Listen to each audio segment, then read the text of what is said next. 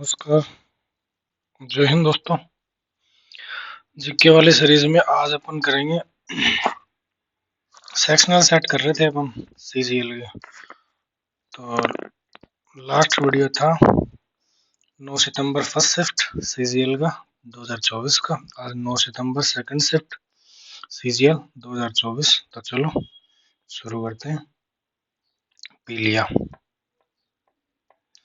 पीलिया के लिए क्वेश्चन आया था, उसमें आंखें और त्वचा स्किन येलो येलो हो जाती है। पीलिया को बोला जाता है आई का ट्रेस। ये मुझे बोलना भी नहीं आ रहा सही से। एक क्वेश्चन था,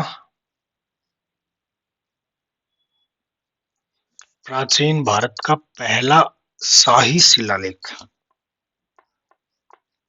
प्राचीन भारत का पहला शाही शिलालेख, ठीक है। और वो कौन सा था? वो था, उसका नाम था रुद्र दामन का जूनागढ़ शिलालेख।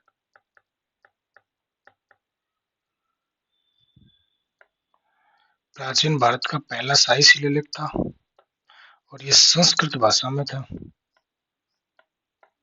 ठीक है। और रुद्र दामन का था जूनागढ़ शिलालेख। ये भी कहाँ पे था? गुजरात में था, ठीक है। 130 से 150 ईस्वी में रहने वाला शासक था शक शासक। उसका नाम था रुद्र दामन। देखो यार, शिला मतलब पत्थर, लेख मतलब पत्थर पे लिखे हुए लेख। टाइम पीरियड दे रखा है 130 से 150 ईस्वी में। संस्कृत में था, भारत का पहला था, गुजरात में है, राजा था, शक शासक था, रुद्र दामन उसका नाम था, उसके नाम पर ये रुद्र दामन का जूनागढ़ शिलालेख, ठीक है। और नेक्स्ट क्वेश्चन था, जल संचय के लिए, जल संचय मतलब पानी के स्टोरेज के लिए, एक होता है कुंड, एक होता है टांका। ये ज्यादातर कहाँ मिलते हैं? राजस्थान के पश्चिमी क्षेत्र में, जहाँ थार का मरुस्थल है, पानी की थोड़ी कमी रहती है। राजस्थान के पश्चिमी क्षेत्र और गुजरात के कुछ उत्तर पूर्वी क्षेत्रों में, उत्तर पश्चिमी क्षेत्रों में, है ना। और कुंड इस प्रकार का होता है, जैसे ये गोल गोल एक सर्कल सा बना रखा है और इसके अंदर ये कुंड है, ये गहरा है कुएं के जैसा। यहाँ का पानी सारा आके इसके अंदर स्टोर हो जाता है ऐसे। वर्षा का पानी यहाँ स्टोर करते हैं। खेतों में बना रखे हैं बहुत सारे, चोरों की, राजस्थान के चोरों जिले के साइड में खूब सारे बना रखे हैं, ठीक है। इसी के लिए क्वेश्चन था। और भी है, एक जोहड़ बोलते हैं, जोहड़ हमारे राजस्थान में बोलते हैं जोहड़। गांवों के बाहर की साइड में होता है और मतलब कि ऐसे मान लो खड्डा सा है मिट्टी का, कुछ नहीं है ऐसे बनाया हुआ नहीं है, मिट्टी का खड्डा सा है। वहां पे गांव का आसपास के क्षेत्र का सारा बारिश का पानी आगे इकट्ठा हो जाता है ना। उसको बोलते हैं जोहड़। बारिश का पानी इकट्ठा करते हैं, ठीक है। और एक होती है राजस्थान में बावड़ी। बावड़ी नाम याद रखना भैया, कई बार पूछ लो बावड़ी क्या है, ही पूछ सकता है। और बावड़ी, तो बावड़ी होती है जैसे आपने पढ़ा हो तो यूनेस्को की वर्ल्ड हेरिटेज साइट है रानी की बाव, तो वो भी बावड़ी है। मतलब ऐसे कोई कुआ के जैसी है और सीढ़ी नुमा है, मतलब सीढ़ी लगी हुई है उसके अंदर, सीढ़ियों से उतर के अपन उसके अंदर जा सकते हैं पूरा। तो ये भी पानी की स्टोरेज का ही वो था, एक सोर्स था। और कुआ पता ही आपको क्या है? कुआ जमीन के अंदर वाले पानी को खड्डा खोद कर उस पानी को बाहर निकाल के सिंचाई में, पीने में और काम में लेते हैं, कुआ। एक ही सोर्स है पानी का। एक था इकोनॉमिक्स का क्वेश्चन, ब्याज। ब्याज दर, ब्याज दर व धन की मांग, मांग के बीच में क्या संबंध है? तो संबंध है व्युत्क्रम का।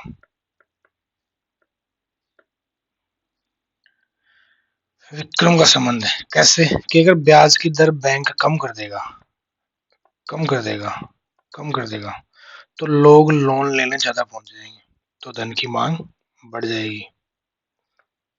ठीक है, ये CRR SLR ये जब पढ़ेंगे तो उसमें और डिटेल्स हो जाएगा। अभी क्वेश्चन आया था, उसमें इजी सा क्वेश्चन था, सबने कर लिया होगा।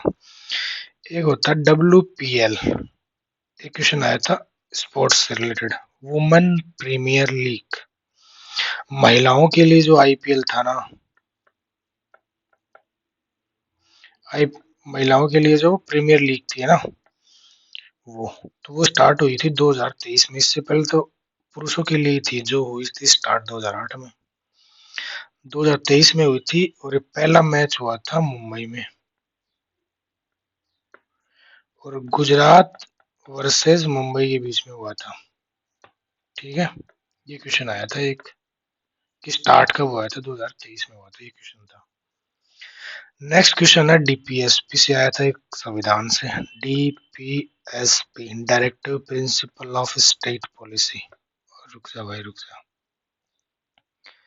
पहली बात तो एक कहाँ से लिए गए हैं? आयरलैंड के संविधान से लिए गए हैं। नंबर दूसरी बात, ये कौन से भाग में है? ये भाग 4 में है, अनुच्छेद 36 से 51 में है। इतनी बात तो बेसिक क्लियर होनी चाहिए। और इसमें क्वेश्चन आया था कि ये न्याय संगत नहीं है, ये न्याय संगत नहीं है, मतलब इन्हें न्यायालय द्वारा लागू नहीं करवा सकते आप। कि मान लो TPS में दिया हुआ है कि राज्य है ना, राज्य के नागरिकों को, वो बच्चों को शिक्षा उपलब्ध करवाएगा, राज्य नहीं करवा पाता है तो आप कोर्ट में जाके क्लेम नहीं कर सकते, इन्हें कोर्ट लागू नहीं कर सकता। ये क्वेश्चन था। ठीक है, नेक्स्ट था हरित क्रांति के लिए, हरित क्रांति के लिए तो 3-4 बड़ी बड़ी स्टेटमेंट थी, उसमें साफ ही लिखा हुआ था कि भाई हाँ, ये सबसे पहले तो खाद्यान्न फसल है ना, खाद्यान्न फसल मतलब खाने वाली फसल को, क्योंकि हरित क्रांति क्यों आई थी? Necessity is the invention of, क्या थी वो, एक ऐसे वो थी ना, कोड था, आवश्यकता आविष्कार की जननी। तो जब जरूरत पड़ेगी इंसान को तो इंसान सोर्स ढूंढ लेता है। तो 65 में, 1960-65 के टाइम पे भयंकर अकाल पड़ा था, खाने तक की नौबत आ गई थी देश के नागरिकों को। तो उस समय में हरित क्रांति लाते हैं, खासकर गेहूं, गेहूं प्लस चावल, इन्हीं का उत्पादन बढ़ाना है, क्योंकि ताकि कम से कम पहले अपन खा तो सके, और चीज बाद में देखेंगे। इसके लिए हरित क्रांति आई थी। और उसके बाद में एक क्वेश्चन आया था उस सेट में 1751 में, 1751 टाइम पूछा था, भारत का पहला मदरसा, मदरसा 1751 में खोला गया। कहाँ खोला गया? कलकत्ता में खोला गया। ठीक है, क्यों खोला गया? अरबी, फारसी और इस्लामी कानूनों को बढ़ावा देने के लिए, को बढ़ावा देने के लिए ये खोला गया था। इस टाइम पे गवर्नर जनरल कौन था भारत का? वो था वॉरेन हेस्टिंग।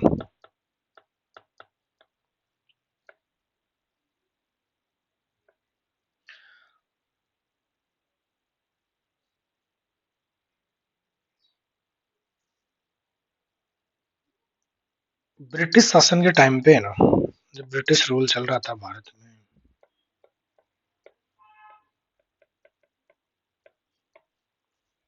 मुस्लिम शिक्षा के प्रचार के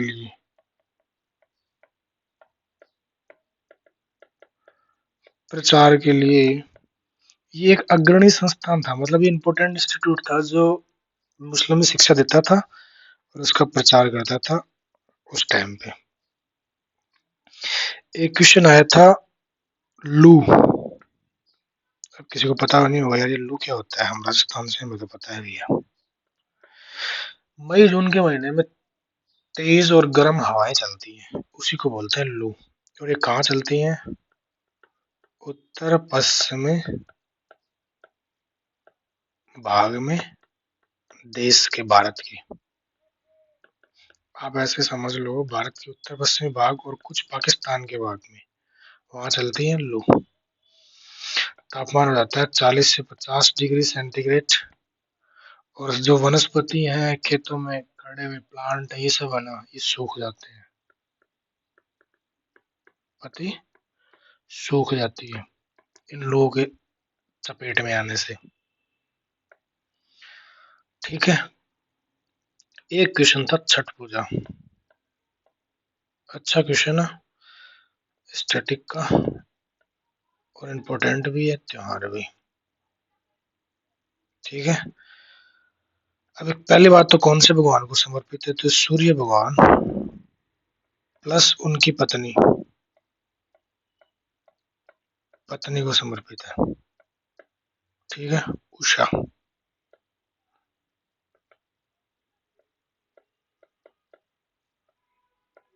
ओके। ये एक मतलब धन्यवाद देने का त्योहार है कि लोग मिलके सूर्य भगवान उनकी पत्नी को धन्यवाद देते हैं कि पृथ्वी पर जीवन की प्रचुरता प्रदान करने के लिए। आपको पता है यार, प्रकाश, सूरज की किरणों से, सूरज की रोशनी से पौधों में प्रकाश संश्लेषण की क्रिया होती है, उसी से जीवों का और मनुष्य का खाना बनता है। तो वो नहीं होगा तो फिर कुछ नहीं होगा। तो जो अन्न देता है, जो खाने को देता है, उसका तो थैंक यू बनता है, वो तो भगवान को ही बराबर है। ठीक है। इसलिए पृथ्वी पर जीवन की प्रचुरता प्रदान करने के लिए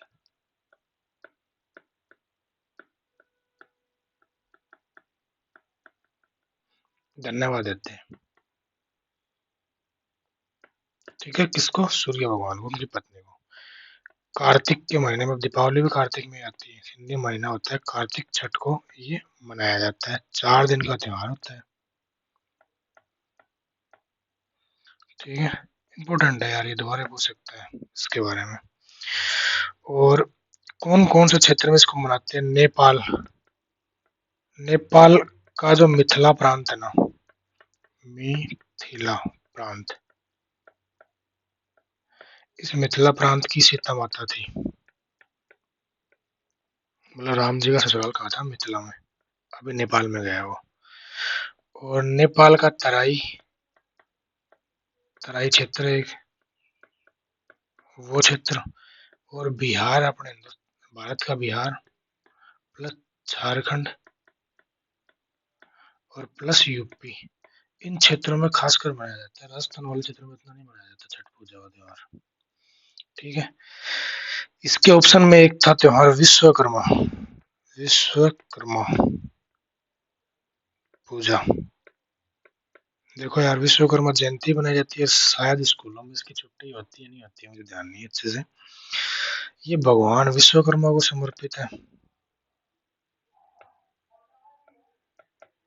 भगवान विश्वकर्मा को। ठीक है। ये दिव्य वास्तुकार और शिल्पकार हैं। तो जो वास्तुकार और शिल्पकार होते हैं, आर्किटेक्टर होते हैं, कारपेंटर होते हैं, वेल्डर होते हैं, ये सब है ना, ये सब इनकी पूजा करते हैं इस दिन। ठीक है। कारीगर, निर्माता करता, निर्माणकर्ता, शिल्पकारों, ये मनाते हैं खासकर इस त्योहार को। तो विश्वकर्मा त्योहार के बारे में कभी पूछा जाए तो ध्यान रखना। आपकी बात, इसमें ऑप्शन था क्या पता, नेक्स्ट और क्वेश्चन बन जाए। एक क्वेश्चन था संविधान से 257 आर्टिकल,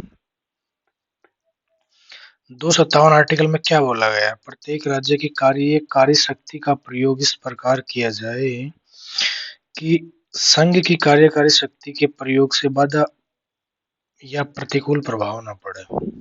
देखो, राज्य की जो कार्यकारी शक्ति है ना, वो इस प्रकार से काम करे कि जो केंद्र की कार्यकारी शक्ति है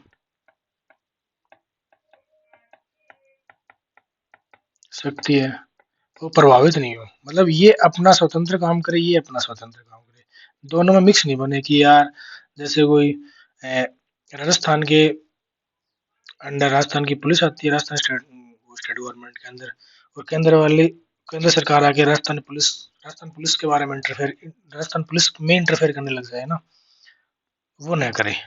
तो स्वतंत्र प्रभाव हो दोनों का, ये 257 में लिखा गया है। 257 बेसिकली यही है कि केंद्र राज्यों के बीच में जो संबंध है ना, उनको आकार देता है, एक शेप देता है। केंद्र राज्य संबंध, ठीक है। ऑप्शन में था 123। अब पता है कि 123 सबको पता है, इम्पोर्टेंट भी है, और ये आया हुआ भी एग्जाम में। राष्ट्रपति का अध्यादेश,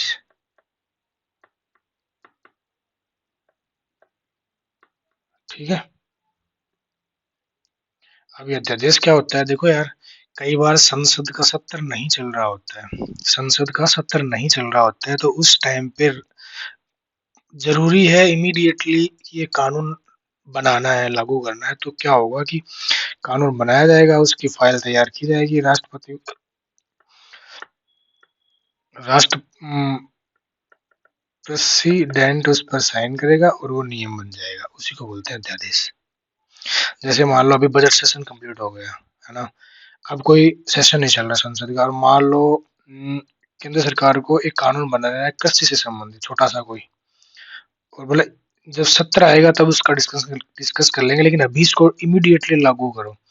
तो कानून बनाया, उसकी फाइल बनाई, बना के राष्ट्रपति ने साइन किया, वो लागू कर दिया। फिर जब नेक्स्ट सेशन आएगा संसद का, तो उस टाइम पे इस पर डिस्कस कर लिया जाएगा, उसमें फेरबदल कर लिया जाएगा। ये होती है अध्यादेश, ठीक है। ऑप्शन में एक था 247 आर्टिकल, इसमें क्या लिखा गया भैया? अतिरिक्त न्यायालयों की स्थापना करना। जैसे भी जो रिक्वायरमेंट होती है किसी स्टेट में, किसी डिस्ट्रिक्ट में, है ना, कोर्ट की स्थापना, कि यार पॉपुलेशन बढ़ रही है और मामले, मतलब लोड ज्यादा हो रहा है, जो न्यायालय है ऑलरेडी उन पे, तो न्यायालय और बना दो। तो इसकी स्थापना के संबंध में उपबंध में ना संसद की शक्ति है 247 में। आई होप ये बात भी आपको समझ में आएगी। देखो यार, इसमें 25 के 25 पूरे क्वेश्चन नहीं है, कुछ क्वेश्चन ऐसे थे, एक दो क्वेश्चन साइंस के मुझे समझ में नहीं है, इसलिए मैंने उनको नहीं लिए। ऐसे कोई थ्योरी रटाने के लिए थोड़ा ना बैठा हूँ, कुछ क्वेश्चन समझा, उसके बारे में दो बात बोल पाऊँ, मुझे समझ में आए तब तो बता भी पाऊँ, क्योंकि I am not a teacher, मैं टीचर नहीं हूँ, मैं खुद लर्नर हूँ, सीख रहा हूँ आपके जैसे, ठीक है। और दूसरी बात, कुछ दो से तीन क्वेश्चन थे शायद करंट अफेयर के, वो मैंने नहीं लिए, क्योंकि अभी वो काम के नहीं, इसलिए मैंने उसको नहीं लिया। ऐसे करके पूरे 25 क्वेश्चन ये नहीं है, फिर भी कोशिश की है बताने की। धीरे धीरे इसी सीरीज में अपन आगे बढ़ते जाएंगे, और अच्छा कंटेंट यहाँ निकाल के लाते जाएंगे। और टेक्स्ट बुक के जो सॉल्यूशन होता है ना, उसमें जितना दिया होता है ना, उतना मैं पढ़ के आता हूँ, उतना नोट्स बनाता हूँ, और उसी के अकॉर्डिंग यहाँ पे बताता हूँ। और उसके अलावा एक्स्ट्रा इन्फॉर्मेशन कुछ ऐसी है जो मेरे को पता है ऑलरेडी, तो मैं उसको भी शेयर कर देता हूँ यहाँ आपके साथ में, ठीक है। अब आज का काम है वही अपने 4 सेट मैथ की टेक्स्ट बुक से,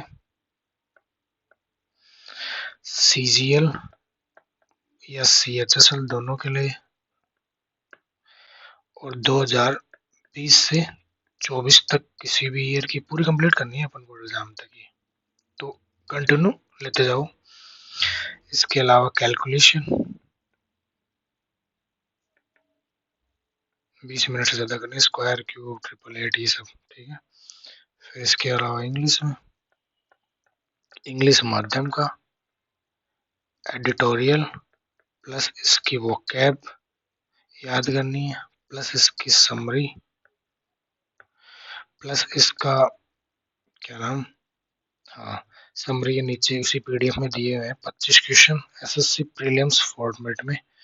उन वो एडिटोरियल पढ़ने के बाद उन 25 क्वेश्चन को सोल्व करना है और उसके बाद उनके सॉल्यूशन देख लेना है, ताकि आपका रोज का रोज एक सेट भी हो जाए इंग्लिश का, अच्छी प्रैक्टिस हो जाए। मैं भी कर रहा हूँ साथ में, आप ही नहीं, मैं भी अपना, आपका नहीं अपना, ऐसे बोलो। और उसके बाद में आपको वो कैब याद करनी है, वो कैब में one word substitution 30 plus 30 idiom, और